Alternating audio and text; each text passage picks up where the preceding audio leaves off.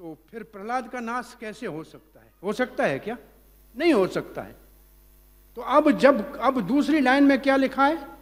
व्याप्तुम च भूतेषु अखिलेषु च आत्मना। ये भगवान कहाँ रहते हैं? ये जो लाइन है ये बताती है भगवान कहाँ रहते हैं। आप भगवान कहाँ चाहिए आपको? कहाँ चाहिए भगवान आपको?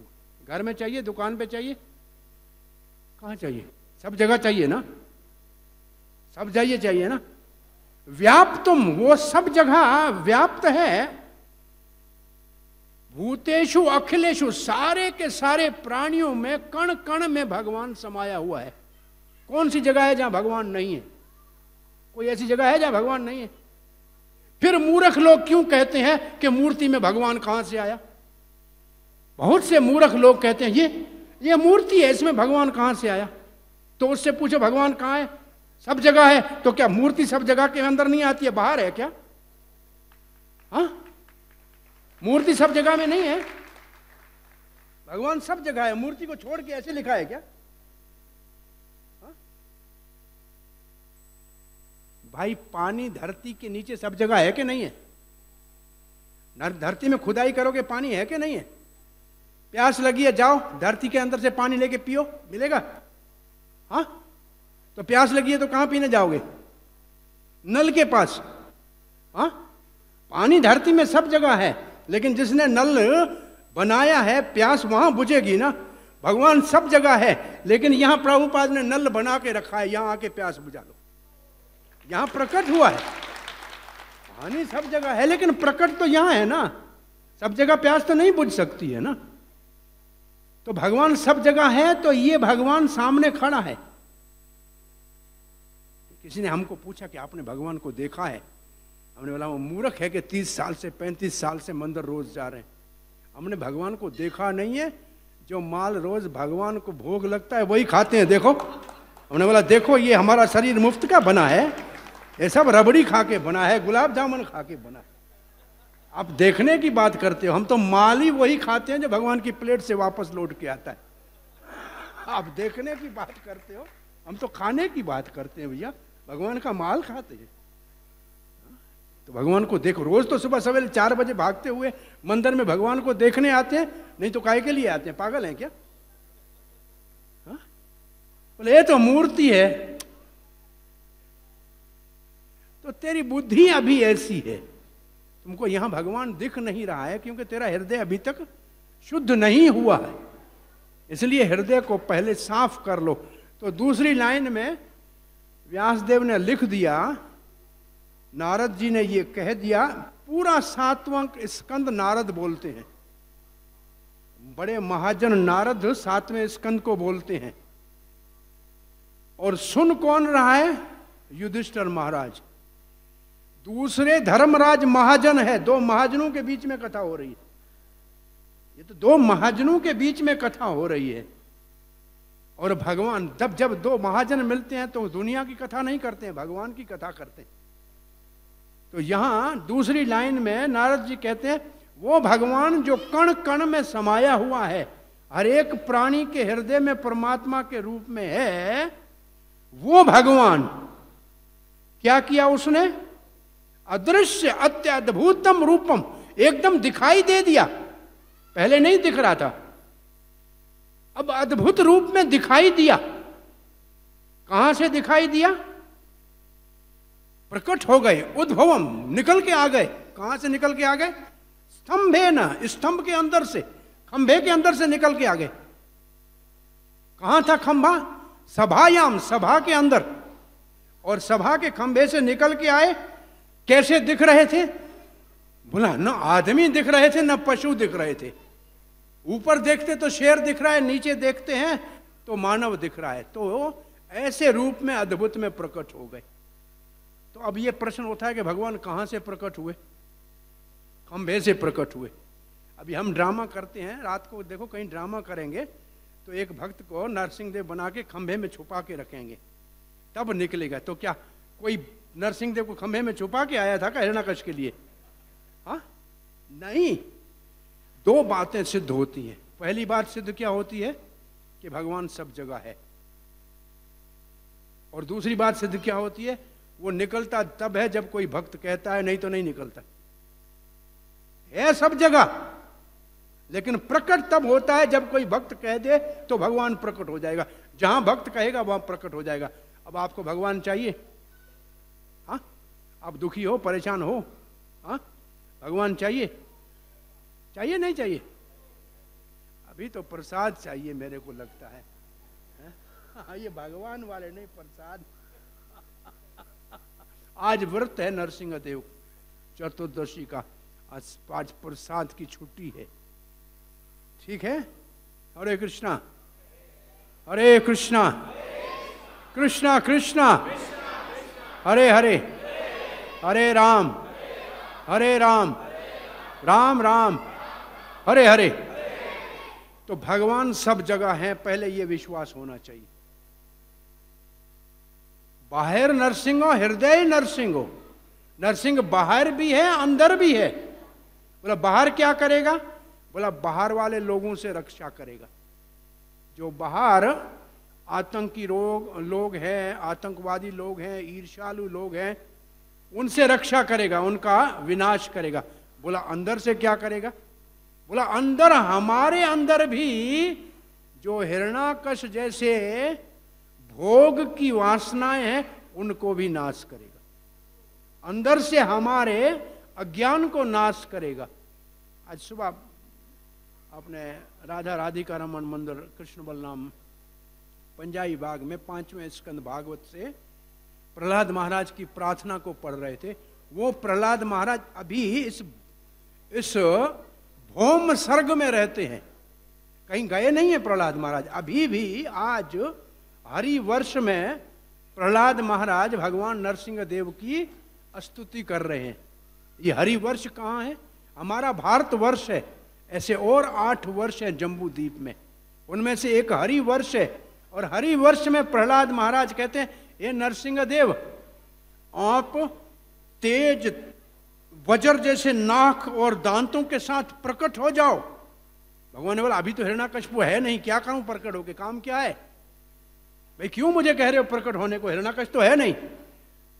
तो प्रहलाद महाराज कहते हैं कि कर्माशय, ये जो हमारी आपसे अलग भोग की असुरी इच्छा है ना, इसको ध्वंस इसको विनाश कर दो।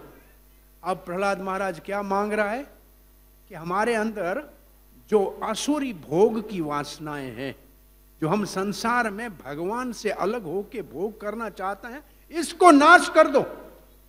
तमोग्रस्त जो अंधकार है उसको नाश कर दो। आविर्भाव, प्रकट हो जाओ। अभयम, हमारे को भय से मुक्त करो। तो आज कोई हम हिरण्याकश को मारने के लिए नरसिंह देव को नहीं बुला रहे हैं।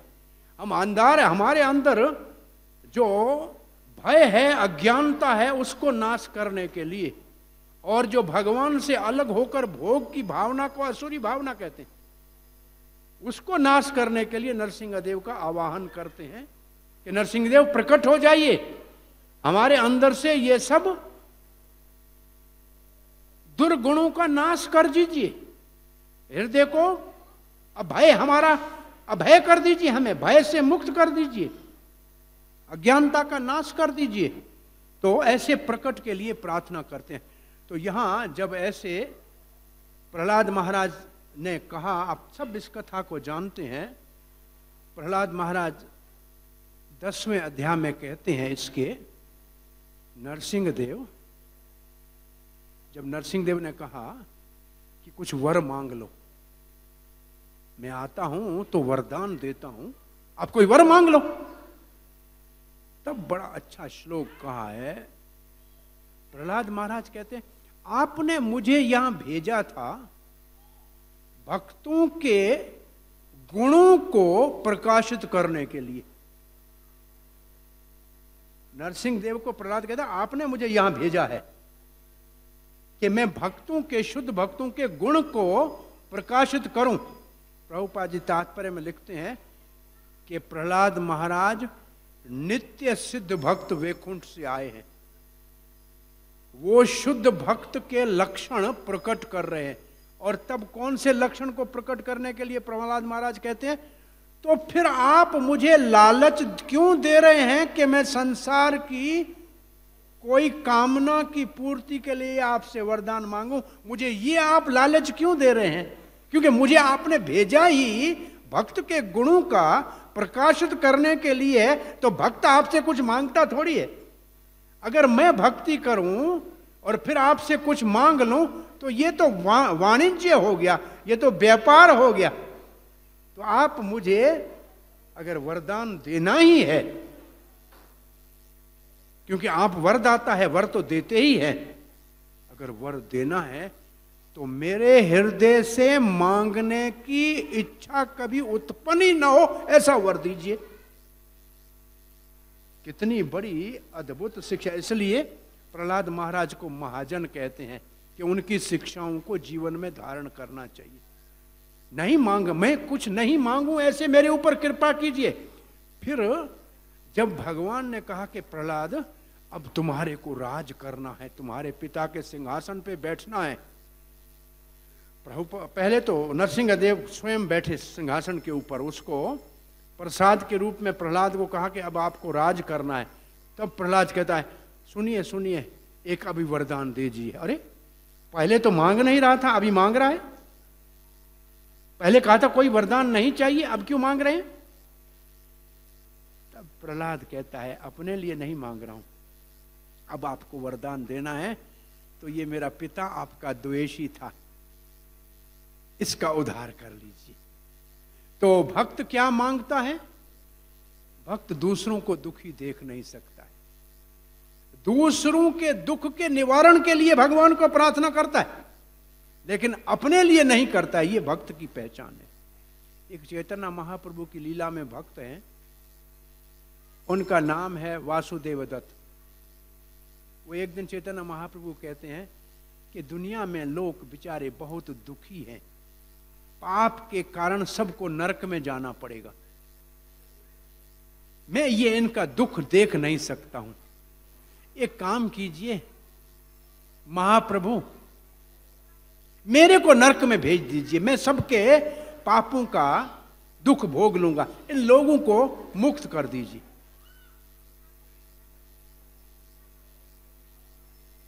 इस श्लोक के तात्पर्य में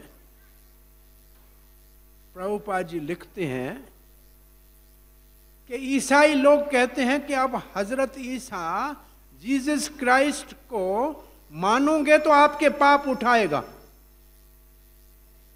लेकिन महाप्रभु का एक एक भक्त बगैर कुछ मांगने के सबका पाप उठाने को तैयार है। तो कितना एक भक्त महाप्रभु का बड़ा है, कितना बड़ा है महाप्रभु का एक भक्त।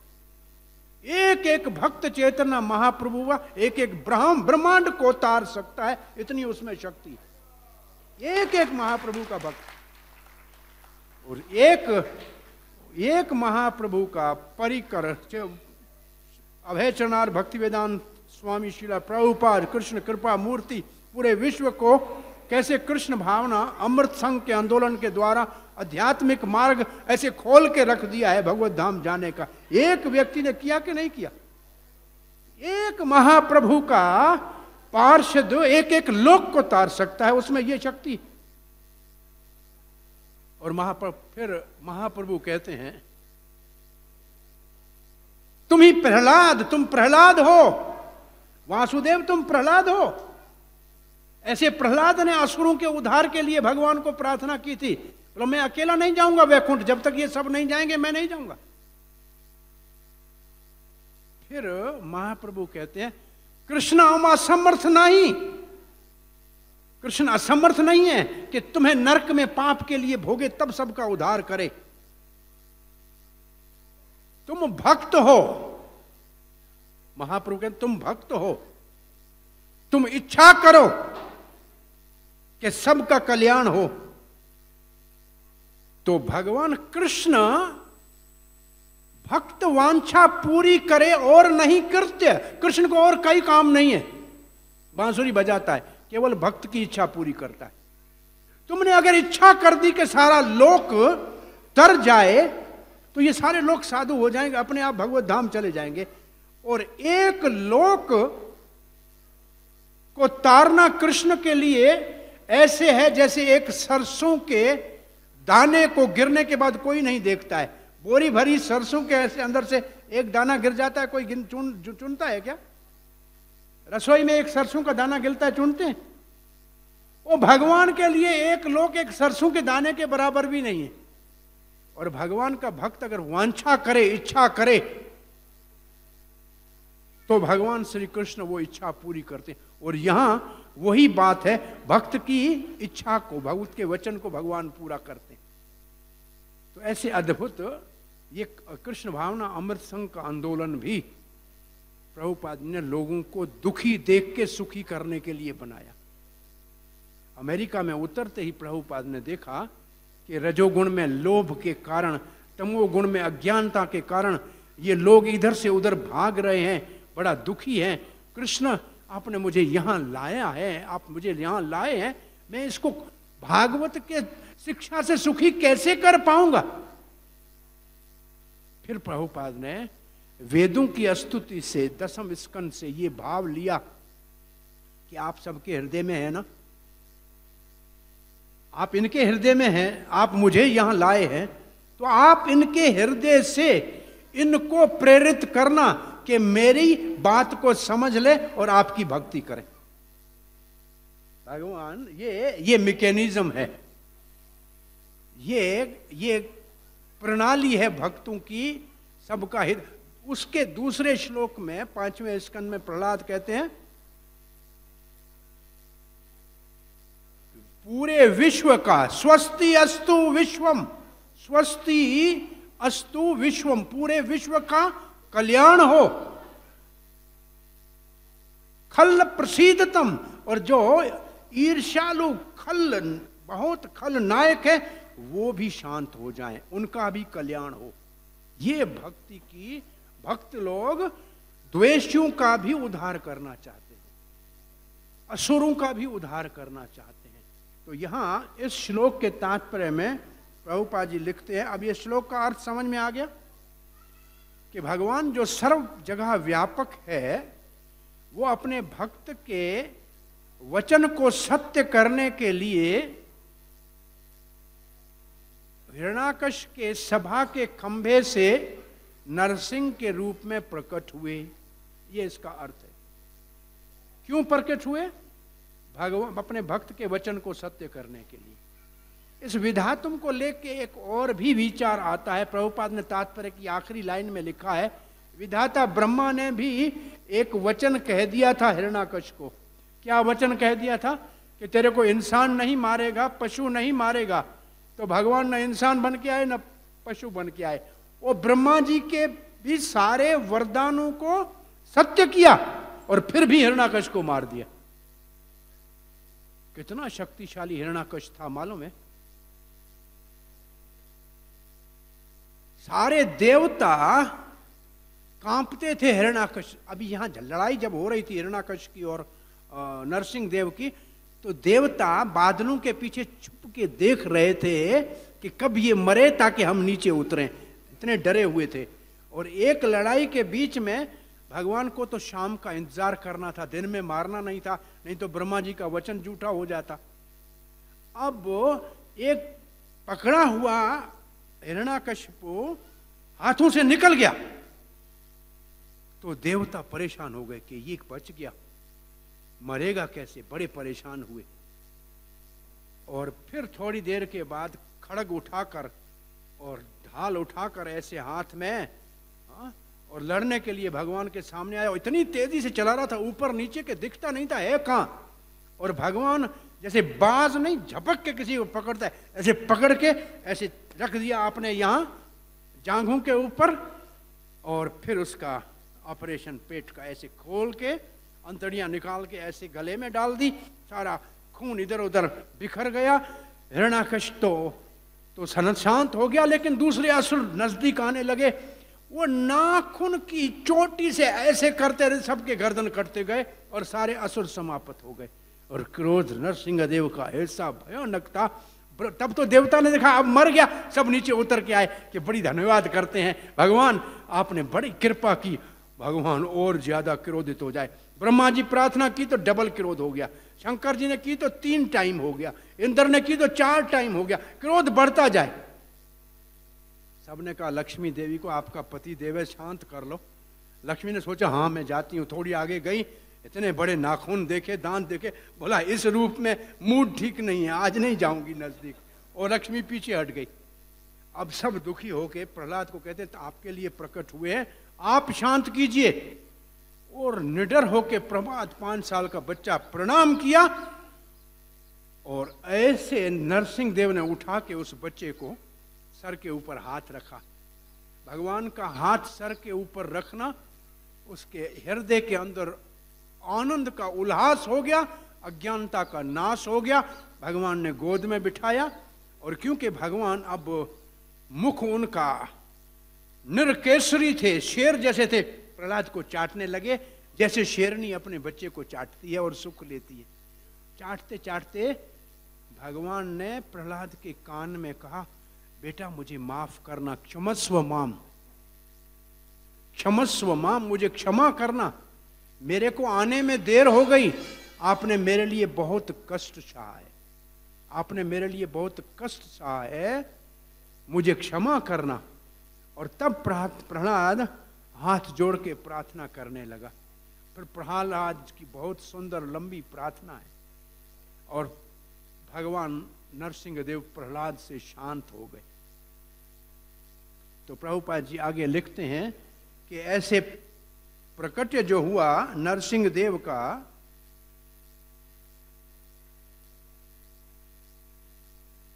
हिरण्याकश्यप को ये पता लग गया कि भक्तों का वचन भगवान सत्य करते हैं, और भगवान सभा के अंदर प्रकट हो गए, और अर्जुन को दिए हुए वचन को भी भगवान ने सत्य किया कि मेरे भक्त का कभी विनाश नहीं हो सकता है।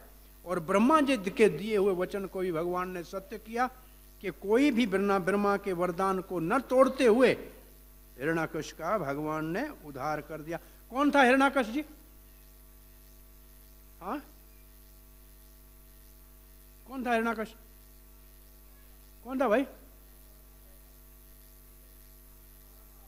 भगवान का द्वारपाल था, भगवान के अपने लोक से आया था, वैकुंठ से आया था, वैकुंठ का भगवान के दरवाजे के ऊपर चौकीदार था। तो असुर था क्या? हाँ, नहीं था ना, भगवान का द्वारपाल था, भगवान उसी को लेने के लिए आए। तो इससे हमें सीखना क्या है? या रात को ड्रामा करेंगे, एक को हिरण्याकश्यप बनाएंगे, कोई भक्त एक वो जो पीछे बैठा है उसको हिरण्याकश्यप बना दे, वो ब्रह्मचारी बैठा है जो, आप ही अच्छे हैं, अच्छे लग रहे हैं, हाँ, और एक को नरसिंह देव बनाए, और जब ड्रामा खत्म हो तो इस भक्त को मंदिर से निकालेंगे कि तुम हिरण्याकश्यप निकलो? हाँ, नहीं ना। तो भगवान ने अपने एक भक्त को लीला करने के लिए हिरण्याकश्यप बनाया, दुनिया को ये दिखाने के लिए कि हिरण्य का मतलब सोना और कश्यप का मतलब गधा। गधे गधे और सोने के पीछे जो भाग रहे हैं उनको सिखाना कि तुम्हारा अंत बड़ा भयानक होगा, इसलिए भक्त बन जाओ। ये असल में भगवान के अवतार का उद्देश्य कि भगवान ने अपने भक्त के द्वारा लीला करके, अवगुण कौन से हैं? ये 3 बार राक्षस बने, 3 बार बने ना। पहले क्या बने? हिरण्याकश्यप और हिरण्याकशिपु, ये लोभ के प्रतीक है।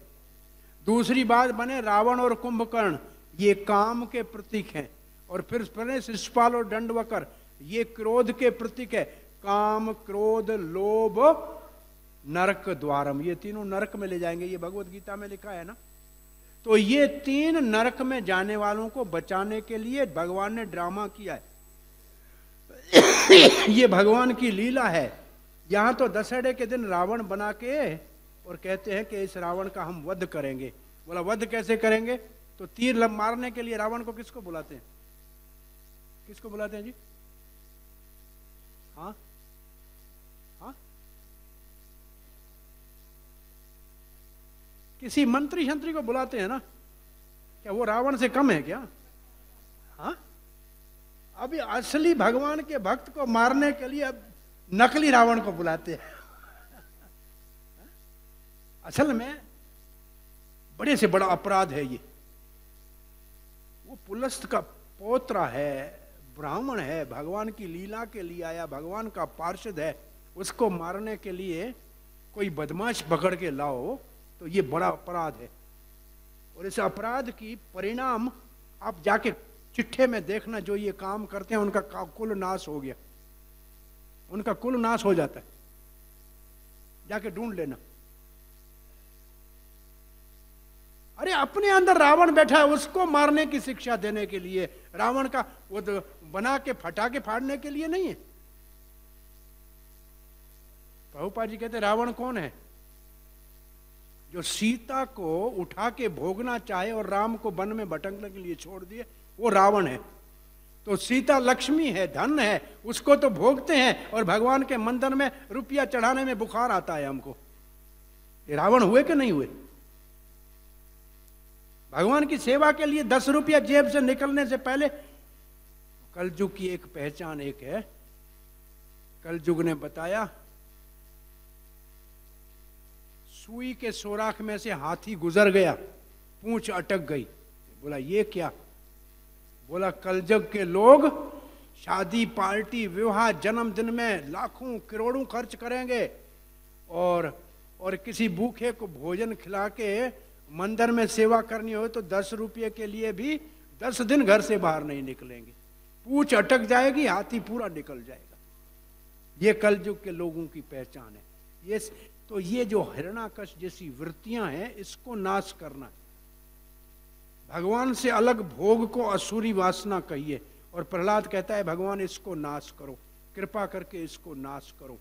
तो आज भगवान नरसिंह देव के प्रकटे के दिन हमें प्रहलाद महाराज की शिक्षाओं को अपने जीवन में उतारने का प्रयास करना चाहिए कि भगवान की भक्ति करने से ही हमारा जीवन इस लोक में भी सुखी रहेगा और परलोक भी सुधरेगा।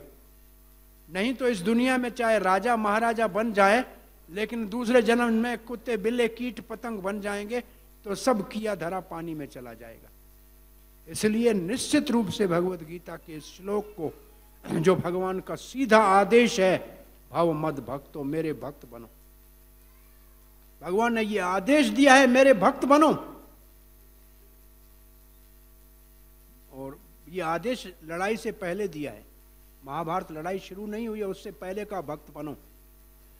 अर्जुन ने मानो पूछा है भाई नहीं बनेंगे तो क्या होगा? बोला देखो ये बहुत बड़ा मैं एक प्रयोग करने जा रहा हूं महाभारत की लड़ाई का, इसमें केवल भक्त बचेंगे, बाकी सब राम नाम सत हो जाएंगे। तो भगवान ने पहले कहा, फिर बहुत बड़ा प्रयोग किया, बड़ा एक्सपेरिमेंट किया महाभारत का, और उस एक्सपेरिमेंट में केवल 5 पांडव बचे, भक्ति बचे, बाकी सब स्वाहा हो गए। तो भगवान निश्चित होकर चले गए वापस। बोला अब तो भगवत गीता दे दी, अब तो मैंने इतने महाभारत में दिखाया कि भक्त बचते हैं, अब तो मैं अपने धाम जाता हूँ, वहाँ हमारे गोप गोपियाँ प्रेम से मुझे बुला रही हैं, जाके बांसुरी बजाता हूँ।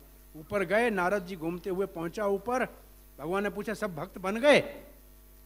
नारद ने बोला महाराज क्या बोलूं, कोई रुपये का भक्त है, हा? कोई पत्नी का भक्त है, लेकिन आपके भक्त मैं प्रयास करता हूं। हाँ, भगवान ने बोला ऐसे कैसे होगा, मैं इतना बड़ा आदेश देकर आया, इतना बड़े महाभारत के युद्ध के अंतर्गत भगवत गीता देकर, ताकि किसी को भूले नहीं, मौत के मैदान में दी है। नारद ने कहा वो आपने बहुत अच्छा किया, लेकिन आपकी माया ने कमाल कर दिया, एक भी भक्त नहीं बन रहा है। तब भगवान को चिंता हो गई। भगवान ने बोला भक्त नहीं बन रहे हैं। फिर भगवान को थोड़ा विचार आया कि मैं कह के तो आया कि भक्त बनो, लेकिन भक्त कैसे बनना चाहिए मैंने सिखाया नहीं। तो जब तक मैं सिखाऊंगा नहीं तो लोग सीखेंगे कैसे? तब करुणा करके भगवान 522-23 साल पहले चैतन्य महाप्रभु के भक्त के रूप में फिर प्रकट हुए। फिर कृष्ण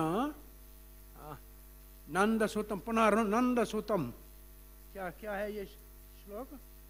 ओ सार्वभौमा भट्टाचार्य जो गाते हैं, पुनः नंद सुतम, वापस नंद सुत गौरंगा महाप्रभु के रूप में आए और भक्त के रूप में गली गली में हाथ ऊपर उठाकर कहा बोलो हरे कृष्णा कृष्णा कृष्णा हरे हरे, हरे राम राम राम हरे हरे। तो पुनः भगवान श्री कृष्ण भक्त के रूप में आकर अपनी भक्ति सिखाने के लिए बहुत बड़ा एक आंदोलन स्थापित किया भारत भूमि में, और बहुत एक दायित्व दे के गए हैं आप सब लोगों के लिए। भारत भूमि ते हैला जन्म जार, जन्म सार्थक कर, कर पर उपकार। अगर भाग्य से आपको भारत खंड में जन्म मिला है, भारत भूमि में जन्म मिला है, तो आपके ऊपर बहुत बड़ी जिम्मेवारी है, बहुत बड़ा दायित्व है। पहले तो अपने जन्म को सार्थक करो और फिर दूसरों का उपकार करो। ये काम हमको करना है, और कोई काम हमारे भारतवासियों के लिए करने के लिए जरूरी नहीं है। अपना जन्म सार्थक करो और परोपकार करो, बहुत सी दुनिया का उद्धार करो जाके। यही काम हमारे लिए विशेष है, ये महाप्रभु का सीधा आदेश है। जारे देखो तारे कहो कृष्ण उपदेश। जहां देखो कृष्ण का उपदेश क्या है, भगवत गीता। तो भगवत गीता के शिक्षाओं को, भागवत की शिक्षाओं को विश्व भर में प्रचार करो, उससे पहले खुद स्वयं सीख लो। तो ये आंदोलन कृष्ण भावना अमृत संघ महाप्रभु की शिक्षा के अनुसार जो लोगों को जन्म सार्थक करने के लिए गीता भागवत की शिक्षा और नाम के जप की शिक्षा देते हैं। आज सुबह हम वहाँ कथा में कह रहे थे, हम उस दिन भक्ति विनोद ठाकुर तो कहते थे कौन सा दिन आएगा जब जज सारे तिलक लगा के कोर्ट में बैठेंगे, तब अन्याय समाप्त हो जाएगा। वो दिन कब आएगा? हम तो कह रहे थे वो दिन कब आएगा, 1 किलोमीटर लाइन में लोग खड़े होकर कहेंगे भैया एक गीता मेरे को देना, एक भागवत मेरे को देना। वो दिन जब आएगा तब समझ लो कि स्वर्ण युग शुरू हो गया है, और 10,000 साल तक केवल रहेगा। प्रभुपाद जी एक बातचीत में कह रहे हैं एलन गिन्सबर्ग से कि 10,000 साल तक तो आपको एक मौका दिया जा रहा है, स्वर्ण युग है, भक्त बन जाओ, आनंद ले लो। 10,000 साल के बाद खाने के लिए अन्न नहीं मिलेगा, एक आदमी दूसरे आदमी को मार के खा जाएगा, और जैसे सर्पणी अपने बच्चे को खाती है ऐसे लोग अपने बच्चों को खा जाएंगे। ऐसा भयानक समय आने वाला है। 10,000 साल केवल स्वर्ण युग है, गौरंगा महाप्रभु का स्वर्ण युग है। आप भाग्यशाली हो कि इस युग में आपको सौभाग्य प्राप्त हुआ है, इस मौके को नहीं गवाओ। अगर दोबारा जन्म लेके 10,000 साल के बाद आ गए तो कुत्ते बिल्लू से भी ज्यादा एक दूसरे से झगड़ते हुए दिखाई दोगे और बहुत बुरा हाल होगा। इसलिए मौका मत गंवाओ, भगवान का नाम जपना शुरू करो, और हर एक के पास अपना भगवत गीता की कॉपी होनी चाहिए। जैसे अपना फोन लेके आते हो ऐसे हर एक को अपनी भगवत गीता होनी चाहिए। जब टाइम मिले खोल के पढ़ना शुरू करो, भगवान से रोज बात किया करो भगवत गीता के माध्यम से, तो फिर आप मानव जन्म को सफल कर सकते हो। नहीं तो ये मौका गया तो पछताओगे। और कई जन्मों का हम ऐसे मौका गंवा के आ गए हैं। हम तो कैसे भी गौर एरा में हैं, हम गौरंगा महाप्रभु के इस आध्यात्मिक आंदोलन कृष्ण भावना अमृत में है, इसका लाभ ले लो भाई। इन शब्दों के साथ आपको ये नरसिंहदेव भगवान आपकी रक्षा करे, प्रहलाद की शिक्षाएं आपके हृदय में उतरे, आप सब भगवान की भक्ति करने के लिए प्रेरित हो, और जो भक्ति कर रहे हैं उनकी भक्ति स्थायी हो, नैष्ठिकी भक्ति हो। इन शब्दों के साथ हम अपनी वाणी को विराम देते हैं। 10 मिनट है, किसी का कोई प्रश्न है, कोई जिज्ञासा है या कोई पुस्तक लेना है, आज के लिए जो पुस्तक ले लेगा नरसिंह चतुर्दशी के दिन, वो पुस्तक नरसिंह भगवान की तरह उसकी रक्षा करेगा। क्योंकि भगवान के पुस्तक और भगवान में कोई अंतर नहीं है, ये भागवत और भगवान अभिन्न है। आज नरसिंह देव को भागवत के रूप में ले जाके अपने जीवन की रक्षा करने वाला कोई भाग्यशाली है, तो आज का दिन बहुत शुभ है। हरे कृष्ण।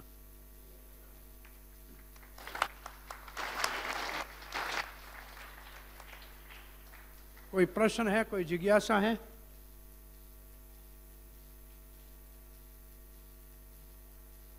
नहीं?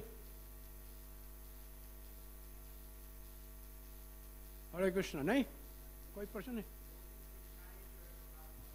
जी अरे वो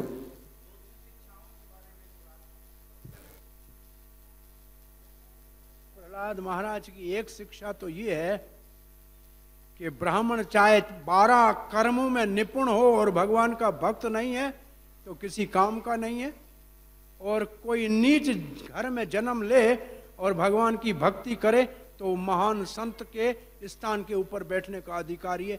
ये प्रहलाद महाराज की अद्भुत शिक्षा है, और इस शिक्षा के आधार पे पूरे विश्व में प्रभुपाद ने साधु बनाए, पूरे विश्व में साधु बनाए। इस एक शिक्षा के ऊपर ये इस्कॉन की स्थापना हुई है कि जो भक्त बनना चाहे कहीं का भी हो, क्योंकि भगवान तो सीधा निमंत्रण देते हैं, जो भी आए मेरे शरण में उसको मैं उसको अपना भक्त बना लेता हूं। तो ये एक शिक्षा, अनमोल शिक्षा है, जिसको प्रभुपाद ने सार्थक किया विश्व भर में। जिसकी इच्छा भक्ति करने की है, वो चाहे अफ्रीका का है तो उसको भी महात्मा बना दिया, वो चाइना का है तो रशिया का है तो भी महात्मा बना दिया। और यहाँ के ब्राह्मण पोथी पढ़ रहे हैं, एक भी आगे आके भगवान की भक्ति करने को तैयार नहीं है, तो क्या कर सकते हैं। ये हमारे दुर्भाग्य है, विडंबना है कि ब्राह्मण के कुल में जन्म लेने के बाद भी भक्ति करने को तैयार नहीं है। ब्रह्म ब्रह्म करने वाले बहुत हैं, ब्रह्म में डालने वाले बहुत हैं। प्रभुपाद जी एक प्रवचन में कहते हैं, ये ब्रह्म ब्रह्म करने वाले निर्विशेष में कोई सुख नहीं मिलता है तो भागवत को उठा के प्रवचन करना शुरू करते हैं, क्योंकि भागवत में तो बड़ी विशेषता है ना। लेकिन भागवत के कथा को करते करते कहते हैं तुम भी भगवान, मैं भी भगवान, बस भगवान कृष्ण को छोड़ के बाकी सब भगवान है। इतने बदमाशी करते हैं कि बाकी सब भगवान है, मैं भी तुम भी, कृष्ण भगवान नहीं है। नहीं, कृष्ण कैसे भगवान हो सकता है।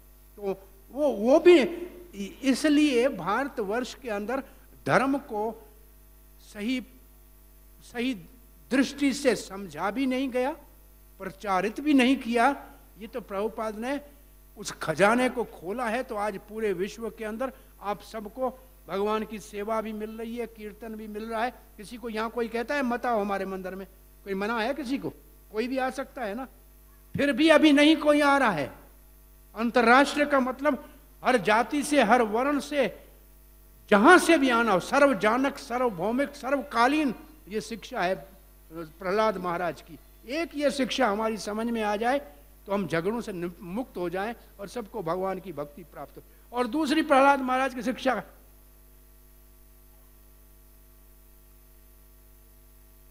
अति प्रयास करने की जरूरत नहीं है सुबह से शाम तक गधा मजदूरी करने की। जो तुम्हारे भाग में तुम्हारे कर्मों का है वो आ जाएगा। बोला ऐसे कैसे प्रहलाद महाराज आप कहते हैं? बोला कोई दुख चाहता है क्या दुनिया में? आज तक कोई मंदिर में कभी आया है प्रार्थना करने कि हे भगवान सीताराम लक्ष्मण, मेरा बाप पाँव को गाड़ी का एक्सीडेंट हो, उसका पाँव टूट जाए? कोई आया प्रार्थना करने कभी? हाँ, हमारे घर में कैंसर हो, टीबी हो, कोई आया? प्रहलाद महाराज कहते कोई नहीं मांगता है दुख, सबके दरवाजे के ऊपर दुख आता है, सबको भोगना पड़ता है कि नहीं भोगना पड़ता है? बोला जैसे दुख सबको बगैर प्रयास के भोगना पड़ता है, ऐसे जो तेरे भाग में सुख है वो बगैर प्रयास के तेरे दरवाजे पे आएगा। इसलिए अति प्रयास मत करो, प्रयास करना है तो भगवान को प्राप्त करने का करो, संसार के पीछे मत भागो। ये प्रहलाद महाराज की दूसरी अद्भुत शिक्षा है। दुख के लिए, दुख सबके घर पे आता है कि नहीं आता? कोई ऐसा दुनिया में आदमी है जो दुखी नहीं है? दुख आता है कि नहीं आता है बगैर बुलाए? ऐसे सुख भी आपने कमाया है तो आपके पास आएगा। इसलिए उसके लिए ज्यादा प्रयास मत करो, अति प्रयास करने की जरूरत नहीं है। प्रयास करना है तो भगवान को प्राप्त करने का करो। ये दुर्लभ अवसर केवल भारत भूमि में मिलता है और मानव जन्म में मिलता है, और कहीं कभी भी नहीं मिल सकता है। देवताओं को भी नहीं मिलता है, स्वर्ग वालों को भी नहीं मिलता है, केवल मानव जन्म में और भारतवर्ष में मिलता है। इसलिए ये दो शिक्षाएं प्रहलाद महाराज की, सबको भक्त बनाने के लिए। भक्त सब बन सकते हैं, जैसे राजा की सेवा सब कर सकते हैं, झाड़ू निकालने वाला भी कर सकता है, मंत्री के पद के ऊपर बैठ के भी कर सकता है, बाल बना के भी कर सकता है। कि राज की सेवा सब कर सकते हैं, ऐसे भगवान की भक्ति सब कर सकते हैं। भक्ति से किसी को निषेध नहीं किया जा सकता, निकाला नहीं जा सकता। और सारी दुनिया गधे के मजूरी वाले प्रयास में लगी हुई है, ये प्रयास कुछ ज्यादा लाभ देने वाला नहीं है। जाके देखो बाजार में एक जगह पे 10 दुकान है, एक ही चीज है, एक ही रेट में मिलता है, लेकिन 10 का शाम को कमाई में अंतर है कि नहीं है? सब बराबर कमाते हैं क्या? हाँ, एक चीज है, वही दुकान है, उसी लाइन में उतने की चीज है, एक शाम को 2 लाख रुपए का बिक्री करता है और दूसरा 20,000 रुपए का करता है। क्यों? क्यों ऐसे होता है? दोनों का ये बराबर क्यों नहीं होता? तो प्रहलाद महाराज झूठ बोल रहे हैं क्या? अरे भाई, वही काम करने जाओ, मिलेगा उतना जितना तुमको मिलना है, उससे ज्यादा तुम्हारे प्रयास करने से कुछ आने वाला नहीं है। ये सीधा देखने में मिल, और किसी ने कुछ भी नहीं करता है, घर में सोया होता है तो अपने आप समाचार आता है कि तुम्हारे दादा के पुराने बांड रखे हुए थे, उसके पैसे आ गए। एक आदमी मुझे बोलता, मुझे पता नहीं मेरा दादा कब मर गया, बैंक वाला मेरे पीछे घूम रहा है कि तुम्हारे पैसे ले जाओ। तो आने होते हैं तो ऐसे मरे हुए निकल आते हैं, मुर्दे गड़े हुए निकल आते हैं जिसको निकलने होते हैं, और जाने होते हैं तो सब हाथ से ही निकल के चले जाते हैं, पता नहीं लगता। तो इसलिए भगवान की भक्ति करो। प्रहलाद महाराज महान भक्त है। नवदा भक्ति में प्रहलाद महाराज कौन सी भक्ति के आचार्य हैं? सुमरण भक्ति के आचार्य हैं। भगवान का सुमरण करना, सुमरण का मतलब है जो सुनते हैं उसको घर में जाके याद करना, उसको प्रहलाद महाराज की ये शिक्षा है। हरे कृष्ण। धन्यवाद। श्री प्रभुपाद की, नरसिंह देव भगवान की, प्रहलाद महाराज की, दाई गौर प्रेमानंदे। धन्यवाद।